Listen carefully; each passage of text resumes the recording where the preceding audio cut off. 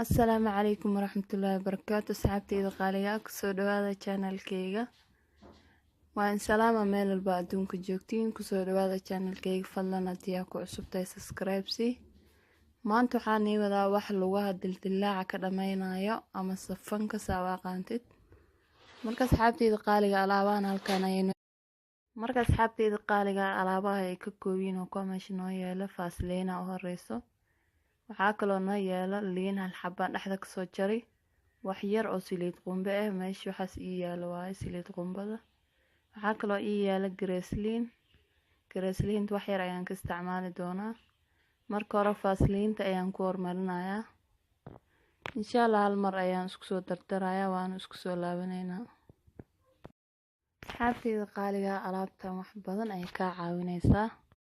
daldalaaca wax kule smooth ay kaaga dhigaysaa lugaha insha Allah adaa ku farxi doono waxaan ku dhiilayaa muddo usbuuc wad insha Allah ama week 4 days xataa insha Allah waa ka dareemi doontaa natiijo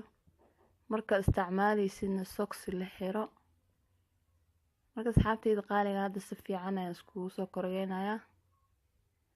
diyaar waa waxaad ka dambeeyay waa arkaysiin diyaar waa wax yar ayaan gacanteyda ku soo baraaweynayaa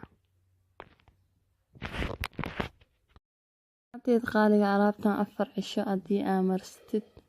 oo socksina la xiratid lugaha marka aad marsatid natiijo waa ka heli doontaa 4 cisho gudaheeda marka qaar badan aan ii dhaafayaa kuna soo dhawaada channel-kayga